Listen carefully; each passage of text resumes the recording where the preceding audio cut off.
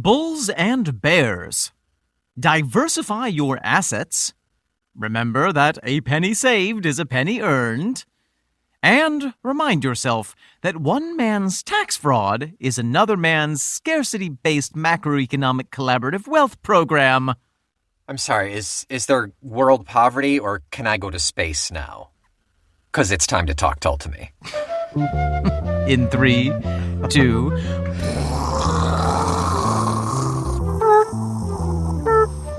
The millionaire has been ejected into space. Trajectory into the sun. Mission accomplished. Straight into the sun. Look into the sun. Look into the sun. While he burns up. Welcome back, friends. I am Omen Sade.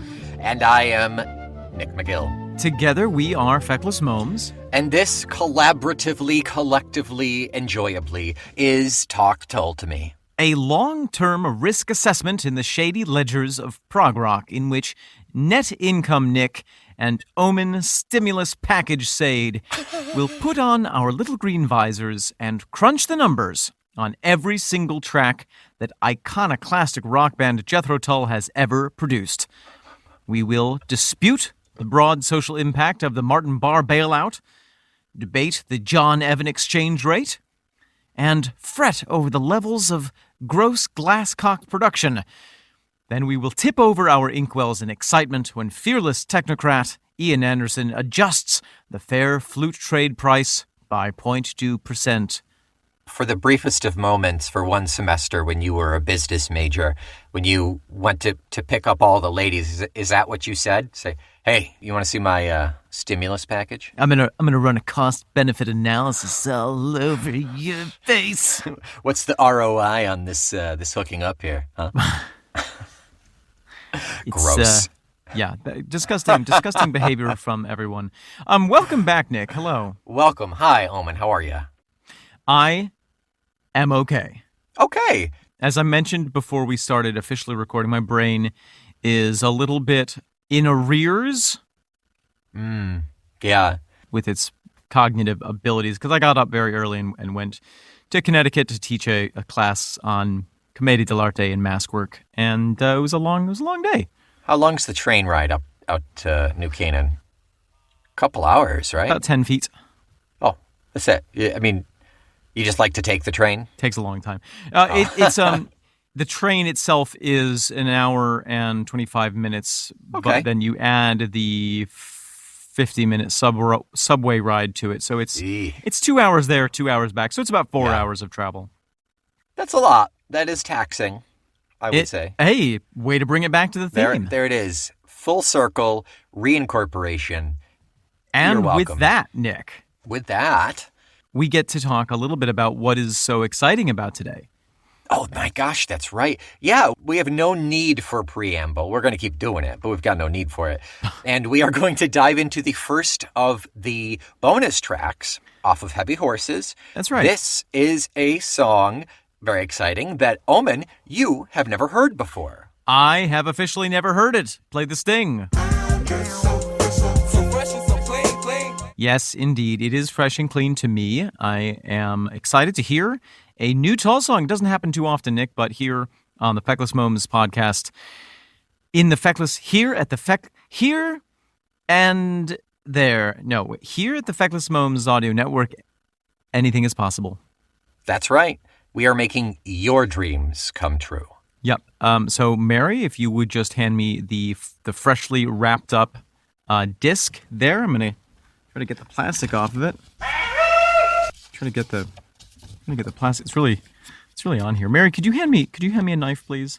Oh my God, Mary, that is a very big knife. Dare I say overkill?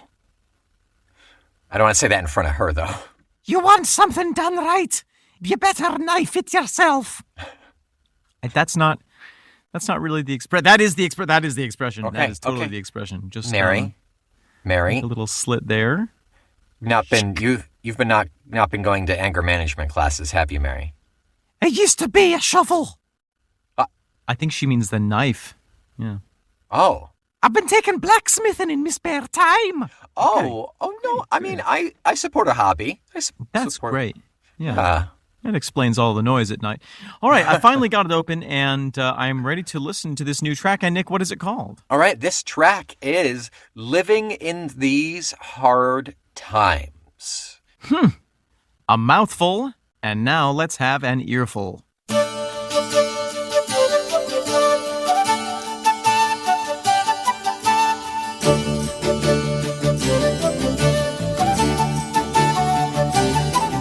Nick, Okay.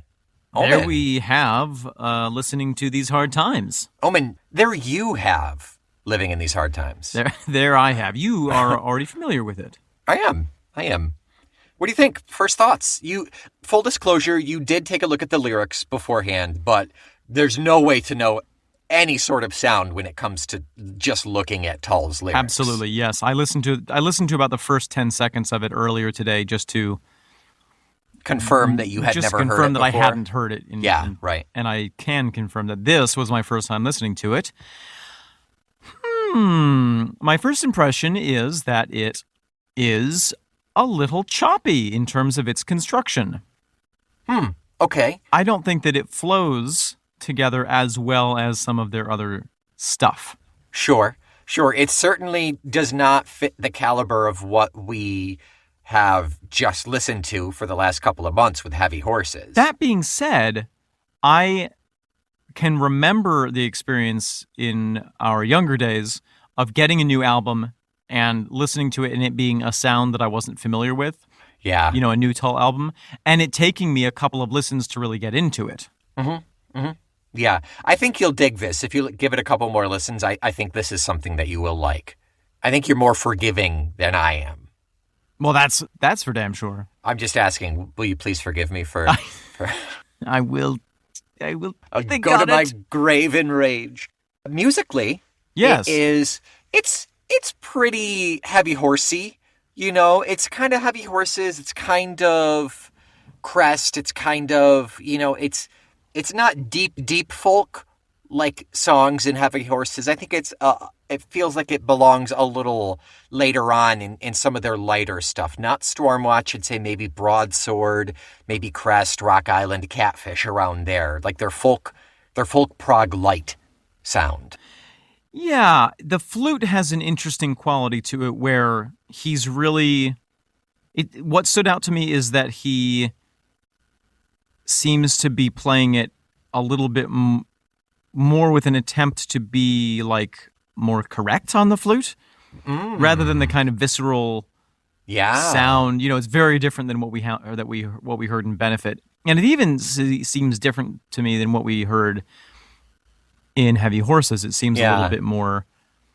I guess the only word that is coming to my mind is stilted, but I know that has a negative connotation, and I don't really mean that. It's less raw. Maybe it's a little more performative. It's well too soon for him to take official lessons at the behest of his daughter. Yeah. It's way too early for that. But yeah, there is a difference in style here. And maybe it's just because we're accustomed to the Heavy Horses flute that it feels a little more jarring. But yeah, there is something to be noted there, I would say. One thing that I do enjoy about it is that the way that the bass and drums come in after the little intro is very effective.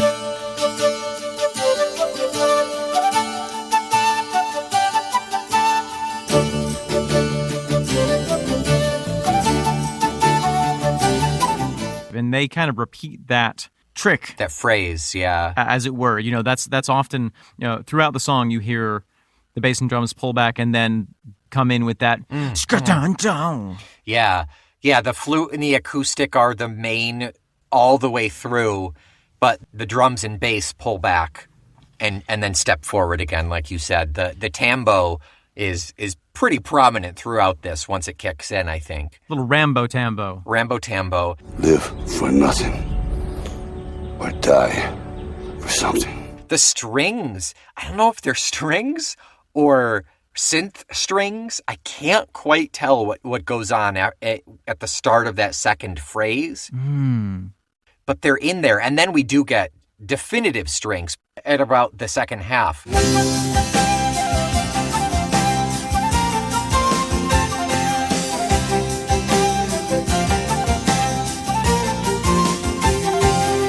But that first bit when the bass and drums first come in that part, it's just like this really low rumbly kind of, honestly, it sounds like a synth or an organ on a string setting almost. Yes.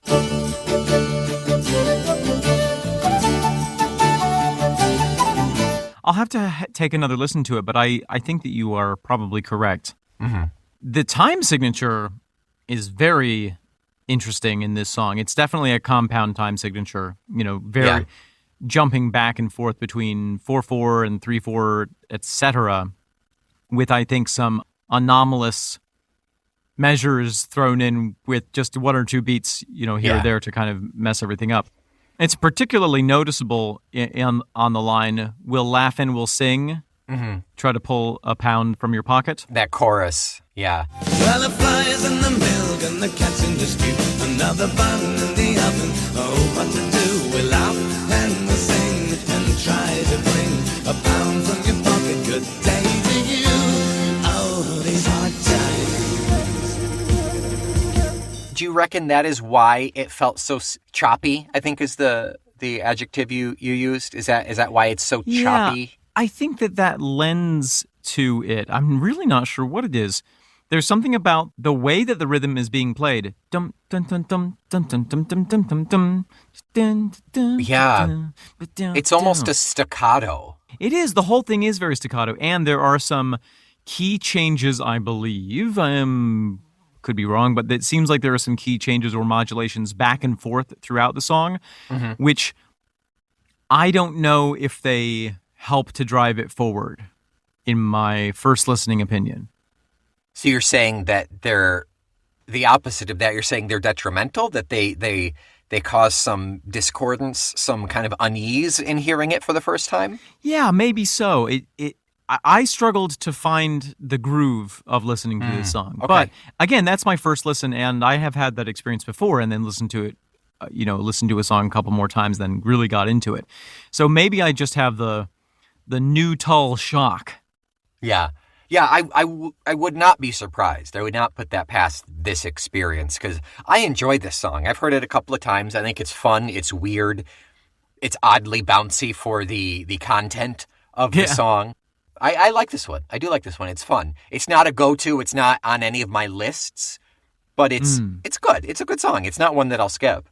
Put it on your list of songs that aren't on lists. There you go. I'll create a list just for that. And as soon as I put it on there, it falls off and then goes back on again. It's a weird cycle, yeah. You should try ink instead of Scrabble tiles. I've been using Scrabble tiles for years, but I'm not changing. That's now. true. Who am I kidding? My emails are a jumble. Literally. Don't shake your computer. So, Nick, I have a question for you. Yeah. I have an impression of this song, and I'm wondering if you share it.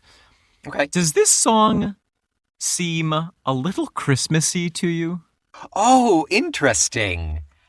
Could it just be the tambo resembling Christmas bells, like jingle bells? Maybe that's part of it. I know that certainly helps it. Yeah, I think it might actually be those potential bizarre string-sounding strings in the background, that deep, rich, cello-y boom, boom, boom, boom with the jingle bell. I can see that as a carol kind of sound, like a symphonic carol sound. Yeah, I get it. For me, the flute really is what does it for me. That tune that the flute repeats. Rum, tum, tum, tum, da, da, da, da, da, da, we're baking a figgy pudding. Yeah, honestly, he could have rewritten the lyrics and dropped this on the Christmas album, and I would not have thought twice. We're living in these great times. We're living in these Christmas times. Yeah. Honestly, just change all of the negative adjectives to positive ones, and it might actually work. Well, even with the current lyrics, there's something that is a little bit kind of Dickinsonian. Yeah. Like a sad Dickinsonian Christmas. Yeah, Dickensian. Dickensian. Oh, yeah, thank you. Yeah. Like I could almost imagine the Cratchits singing this song as they get ready for their thin Christmas dinner. Singing about how miserable life is, but they've all got smiles on their faces. And they split, what's the Mickey's Christmas Carol, where they all slice a single pea and they get these teeny tiny slices and they're just so happy about it. Yeah. Or Kermit the Frog being like, we don't have that much, but we have each other. Yeah, exactly. And then Miss Piggy, like, kicks him or something. 'Cause that's what Miss Piggy does. Kills yeah. a ghost. Yeah, right. Kills a ghost with a shotgun. Must have been a fever dream when you were little to watch all of these together and just create this monstrosity of a memory. Yeah. You know, for the longest time, I thought there was a third Ghostbusters. What, was there not? No. Well, I mean, there was a third, like, modern one, but for the longest time when I was a kid, I Oh. thought there were 3 with the original cast. When I was a kid, I tried to watch Ghostbusters and got so scared that I went and hid in the basement for the rest of the film. The basement is the scariest place in the house, Omen. Less scary than watching Ghostbusters. Fair enough. Okay, I'll give it to you. Yeah. Nick, anything else musically that we want to tease out of this song? No, I don't think so. I like the idea. It is forever flavored now with a Christmas feeling, but I think it's even more enjoyable because of Yeah. that. Yeah. No, I like it. I like it good. I like the music. Let's jump into lyrics then, I guess, yeah? Before we jump into lyrics, I Yeah. want to posit some questions and interrogate the origin of this song a little bit. Okay. Because when I look at this song up, it has a release date of 1988, 10 years after Heavy Horses. which might seem really confusing because, okay, why would it then be released as a bonus track on Heavy Horses? But let's look at the sound. Right. When I listen to this song, I don't hear John Glasscock. Yeah, there is negligible bass. There's nothing particularly Glasscockian. Yeah. Glasskeegan? I don't know. I was trying to think of the Glaswegian version of Glasscock. So yeah, probably. Glasclegian. Glasclegian. About the bass. And also Yeah. Ian's flute playing, which is a little bit more studied and has a little bit of that more dainty staccato later feel. Seems to indicate a later time period. And his Yeah. voice. Well, I mean, the voice, you can kind of get away with it just being that Jack and the Green voice, you know? Kind of, maybe. You could say that. And I think that is definitely an argument to be made. But with all the other things that are pointing my mind in that direction, to me, it does sound like that kind of post-surgery voice Yeah, that sure. Ian had when they recorded Crest of a Knave. Well, no album was released in 88, but it was between Crest and Rock Island. Right. And Gail, his daughter, Gail Anderson, was born in 70. So say she's taking flute in school, she's anywhere between 12 and 16. That would put us at 82, 86, which means she would have said, hey, Dad, go learn how to play the gosh darn flute by this time. And to me, it does sound like someone who has... The flute playing on this song sounds to me like someone who has been playing the flute for a while and is now starting to learn how to play it, quote unquote, properly. Right, exactly. Yeah, that all fits. That tracks. You definitely Sherlocked your way into explaining the sound It was on this. the It's great. I love it. I'm very proud of you and happy. the arsenic was in the ice cube, The arsenic was all over the flute. and now I shall take cocaine. It helps me focus. You want to know a fun fact about Sherlock Holmes' cocaine addiction?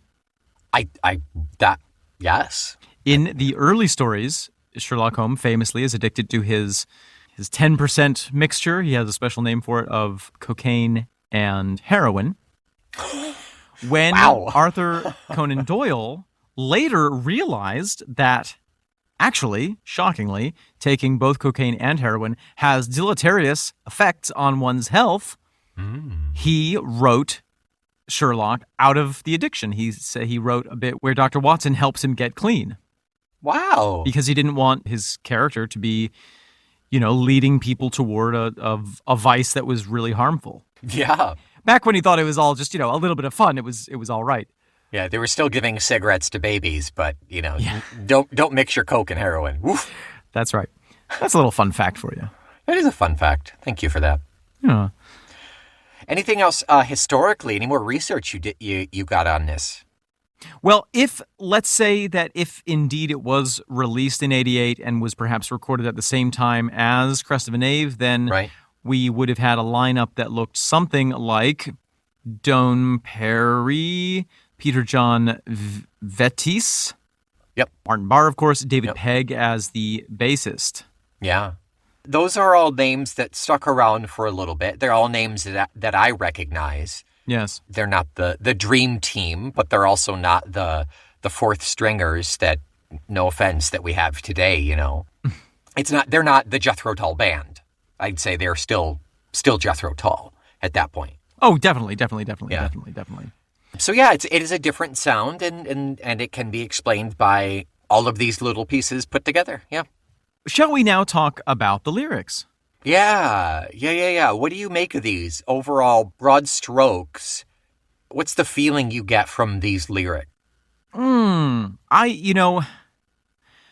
I feel like it is a case of macro view, micro view. Kind of, yeah. I like that. That there's an implication kind of later in the song of what's going on nationally, what's going on maybe even globally in terms of economics, Yeah. but that locally, here is how it is showing itself. Here are the manifestations of the global things locally. And, Sure. There is a sense that times are lean, times are tough, but, we're as good Englishmen, as good Britons, we are keeping a stiff upper lip and keeping our chins up and muddling through. Yeah. Keeping calm and carrying on. Yeah. Keeping calm and carrying a pack of beans with you at all times Just in case. to eat secretly when no one is looking, lest the bean police catch you. Do you hear crunching? No. No. I don't have any beans in my mouth. Who has beans? No one. Who has beans? I smell beans. Yeah, I mean that's sort of my overview. What do you think? I think that's kind of it. It's weird. It's this weird, like, it's all a bummer, but it's also kind of lighthearted. The shit's hit the fan, but is Ian commiserating here? Is it an instance of always look on the bright side of life? Is this Right, Are they right. taking a Life of Brian approach here? Always look on the bright side of life. Or is it that Dickensian, thank you, is it that Dickensian view of, yes, we're under Scrooge's thumb, but we have our family and we have love, Yeah. and so that's what really matters. Yeah. Even though, these times are hard. Yeah, I think that's got to be what it is. I do. I mean, that tied in with how light and almost like goofy, oddly fun sounding the music is. Yeah, it's a bit, I think there's an expression for this, but kind of pulling a face at the devil. That's definitely Sure. not an expression. Yeah. But, saying like, oh yeah, things are so hard. Ha ha ha. Yeah. As you're tap dancing. Yeah. Tap dancing on the sinking, playing on the deck of the Titanic. The fiddle playing the fiddle on the Titanic. That's the file that has my popular expressions is failing to load in my brain right now. Yeah. 404 error. Yeah. File not found. Yeah. There are some things that are really, but speaking of expressions, there are some lovely little expressions in here. Yeah. The fat's in the fire. The bones in the china, the fat's in the fire. My dad will still say, I was in a pinch, but so and so pulled my bacon out of the fire. Yeah. That's definitely something your father would say. Right. Because if the fat is in the fire, it'll burn up, and the fat is Right. a valuable thing. Yeah, well, also the fat's in the fire is taken to mean it's the start of something that has really bad consequences. It's a grease fire. Oh, you know? sure. Yeah. The bombs in the China. That one puzzles me. I don't know if it's like we really like destroyed our China, or is it that China is a nuclear power now? Or is it a reference to the IRA bombings that were happening at various times during the 70s and 80s, I think? It's possible, yeah. Yeah, and then it affects your china. You know, if it shakes the heck out of your house, your china will fall over. I don't know. Or is it that kind of tongue-in-cheek, like, oh, dearie, did you see there's a bomb in the china? Oh, well, put it out with the rubbish. Yeah, the fact that maybe it's tongue in cheek in the sense that nobody has china anyway. Right. Because they're all working hand to mouth here. I'm hesitant to say it's the China being a nuclear power because that happened in '64. But it sounds like some allusion that Ian would use for that. Yeah, it seems like one of those kind of hidden references. Yeah. There's also some interesting mixed metaphors here. So the commuter returns on the 6 o'clock flyer, brings no bale of hay for the stable. The commuters return on the 6 o'clock flyer, brings no bale of hay for the stable. That's a bit like mixing things to make it nonsensical because, of course, you don't go down to London and go to your office and literally bring back a bale of hay. Yeah. But it's like saying the breadwinner or bringing back the bacon. But it's interesting that they've chosen hay, that he's chosen hay here. Yeah, because you've got to feed your horses, too. Sure. So, I don't know, maybe. The lights failing along the green belt as we follow the hard road signs. Well, the light is failing along the green belt as we follow the hard road signs. The farmers are suffering. Yeah, I think that must refer to... I think that the green belt refers to something in kind of a city planning or urban planning aspect where around a city you would have a belt of green. Maybe that is what the suburbs... Semi-detached in our suburbanness. Maybe that's a reference to that. Semi-detached in our suburbanness. We're living in these hard times. Okay, I do. That's my favorite line in this is the semi-detached in our suburbanness. We're living in these hard times. As far as I can tell, that is the first mention of the word suburb or suburban in any Jethro Tull song. Yeah. It took him until 88, 89. To admit it. 88 to do it, yeah. Yeah, I just like it, though. There's that semi-detached is just a really nice, it gives me such a good image of people slogging through work, the stock market's crashed, there's a nuclear bomb in 5 countries out of the world, and I'm going to go home to my picket fence and have some tea and and maintain the illusion that everything's all right, even though we know that everything's not. Yeah, because what else can you do? Right. Go bananas? Yeah. I mean, you could. We have in the chorus some more mixed metaphors. The flies in the milk and the cats in the stew. Well, that doesn't belong. No. The fly belongs in the ointment, and the cat should be in the milk. Yeah. Well, the flies in the milk and the cat's in the stew. Another bun in the oven. Oh, what to do? We'll laugh and we'll sing and try to bring a pound from your pocket. Good day to you. Oh, these hard times. There's a fly in my soup. You know, that there could be that. Sure, you know? yeah. Another bun in the oven. Yeah. Oh, what to do? Another mouth to feed. Great. Well, and to your point, it kind of does relate back to that almost tongue-in-cheek. Whoops, well, we got pregnant again. Oh, well, what are we going to do? Guess we just have to have another baby. Yeah, what? Don't dwell on it. Yeah, right, exactly. Get on with it. Yeah. We'll laugh and we'll sing and try to bring a pound from your pocket. Good day to you. Oh, these hard times. Oh. Yeah, it's such a, oh my gosh, it's such a weird song. It really, really is. And even, not even sound-wise, it's such a different take than we're accustomed to hearing with Ian. Yeah. You know, normally there's wry commentary. There's something that he kind of makes it a little more personal. This is a kind of a blankets on fire blanket statement, you know? Yeah, but not in the bitter way that as you say, that we're used to. It's almost more pastiche or like the lighter side of satire. Yes. Satire light. Yeah. Satire less calories. Fewer calories. Same flavor, fewer calories, yeah. Then the second verse is I think potentially gives us some things to really dive into in terms of references to what was going on in the world. It feels a lot more specific, yeah. Yes. So the politicians sat on the wall and traded with the union game. Someone slapped a writ on our deficit, not a penny left to our name. Oh, these hard times and the credits lean. They toss and they turn in sleep. And the line they take is the line they make, but it's not the line they keep.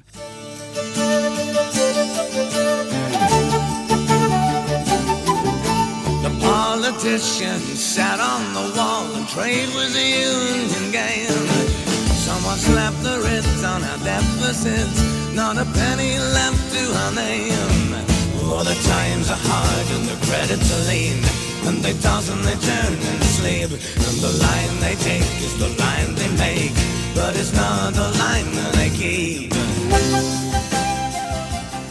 All right. So I did a little perfunctory, preliminary, prepubescent research into the economy of the UK in the 1980s. Mm-hmm. And I should like to read some of it to you, if that's all right. Please do. Everybody line up for Uncle Omen's story time. Story time for corporate executives. This is from economicshelp.org. The article is called UK Economy in the 1980s, published August 4th, 2017 by Tejvan Pettinger. At 4 a.m. on Rolling Stone. On Rolling Stone. The 1980s was a period of economic volatility. There was a deep recession in 1981 as the government tried to control inflation. The recession particularly hit manufacturing, causing unemployment to rise to over 3 million.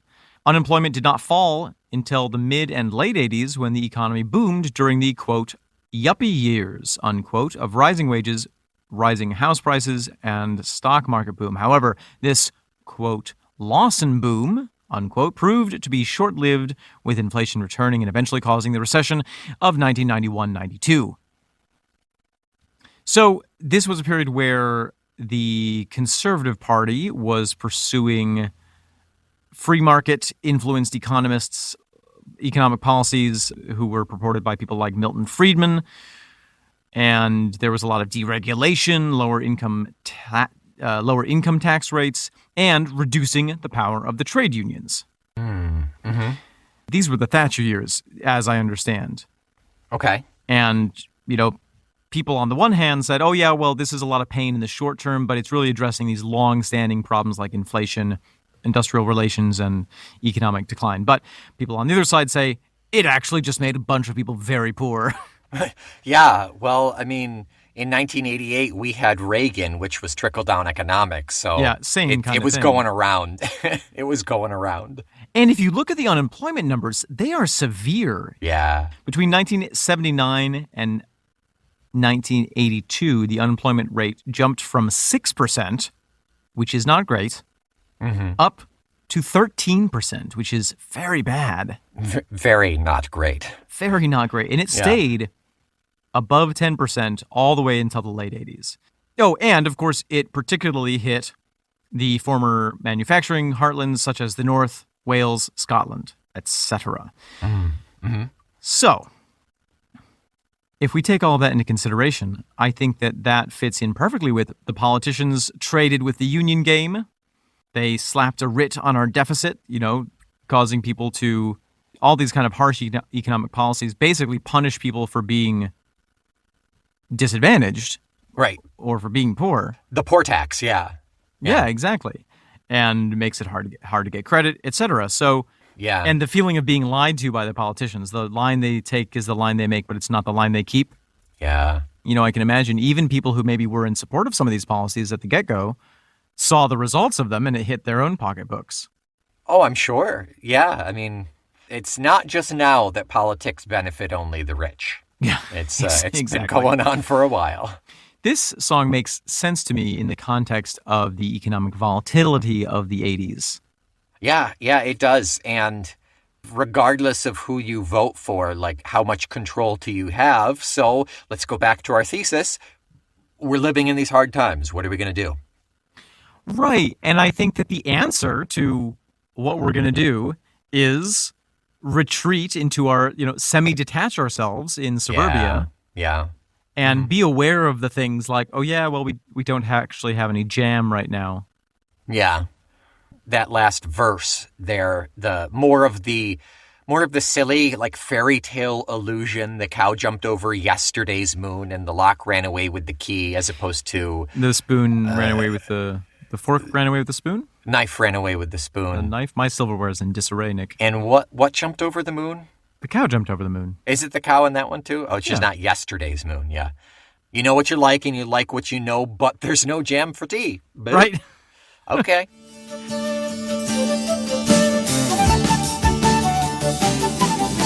The cow jumped over yesterday's moon, and the lock ran away with the key.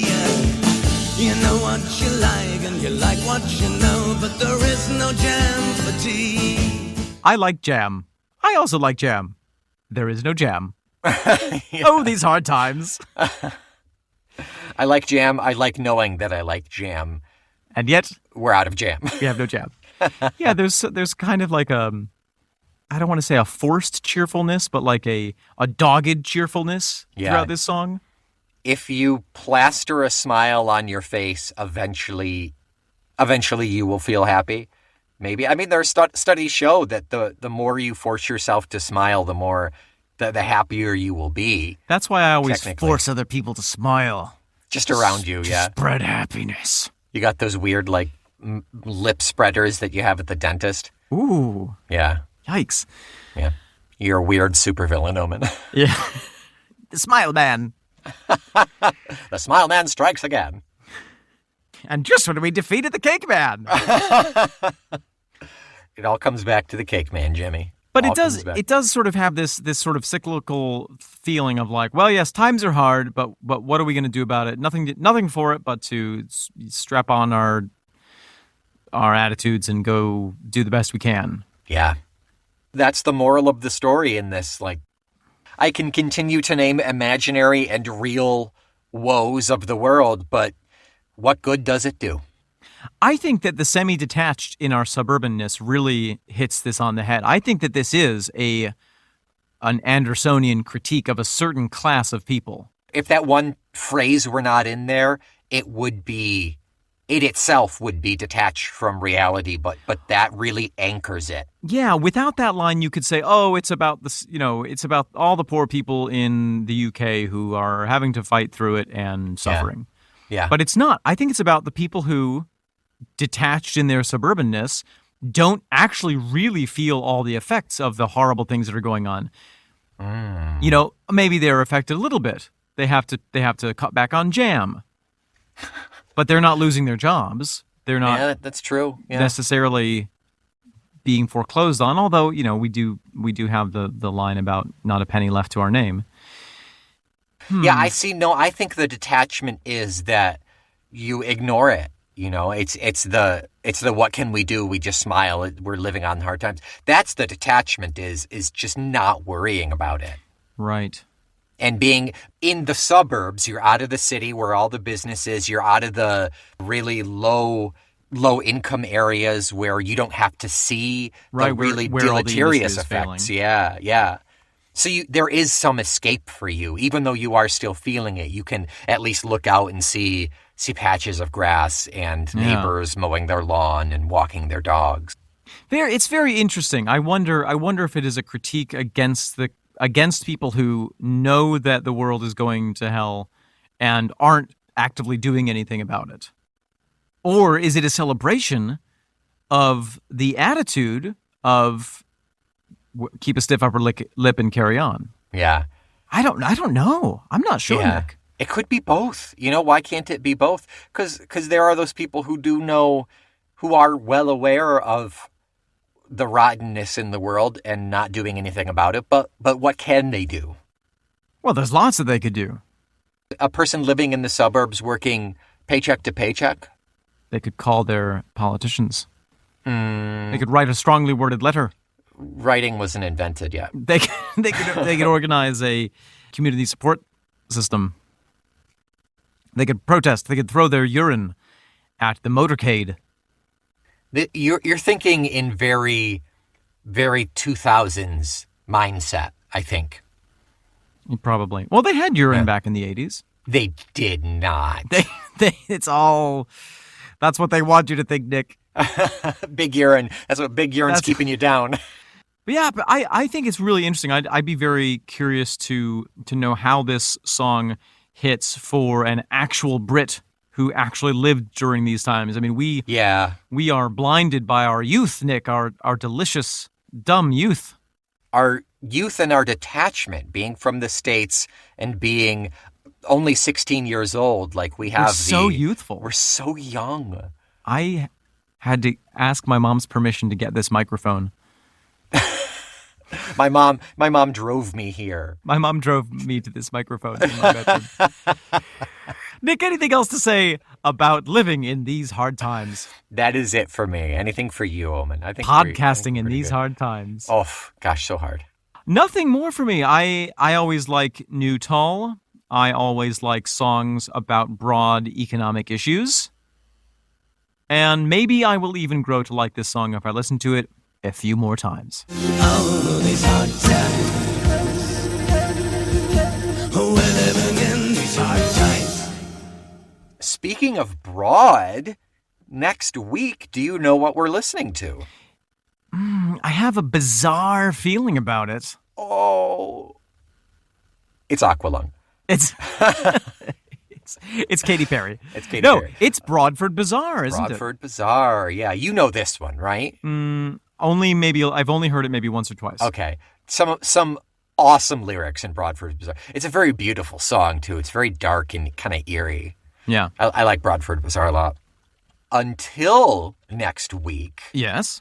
there are no hard times for you, sweet listeners. You have all the stars in the world. All we're asking for is 5. That's right. If the times are hard and the credits are lean, you don't have to toss and turn in your sleep. You can, through your labor, create stars whose value will never go down in relationship to the great British sterling pound sterling.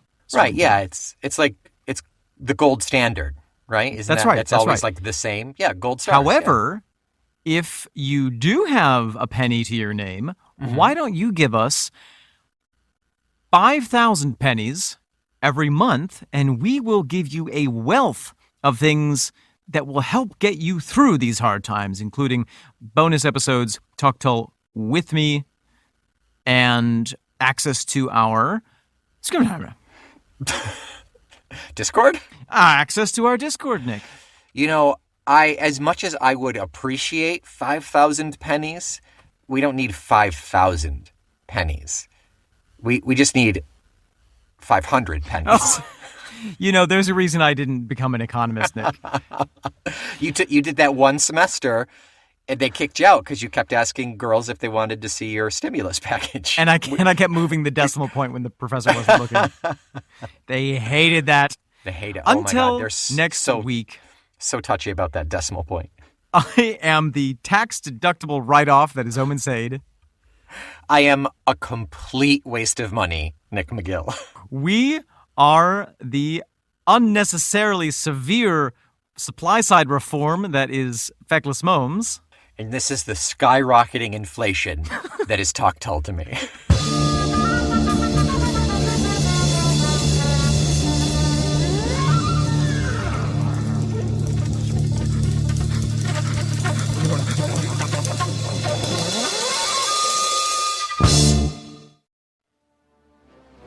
Mom, we have here coming to Windsor Palace today none other than the President of the United States, Mr. Ronald Reagan.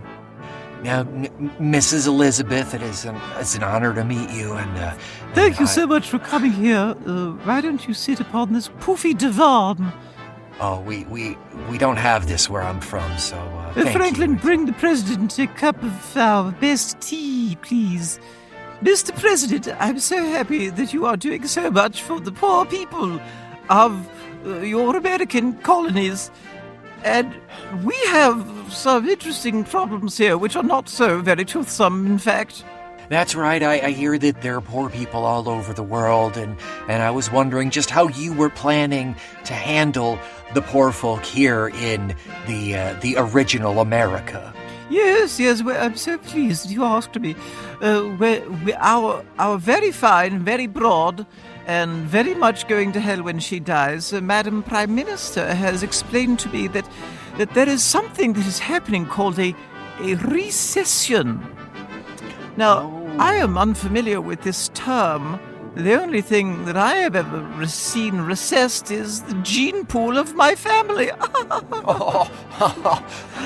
You're a funny gal, Liz. You're a funny gal. So tell me more about Maggie Thatcher. Now does she want to help these poor people? She wants to keep them down. Is that right? We should keep them down. The impression that Prime Minister Thatcher has given to me is that the more poor people that we have, and the more poor that they are, the more easy it is to employ them, you see, because they have something called a decline of traditional industries, which once we force them out of the mines, then they will be able to go forward to new industries, which will jet rocket us into the future like some sort of American missile. Well, now that you mention it, that's a good point, because we over in the greatest country in the world, yes.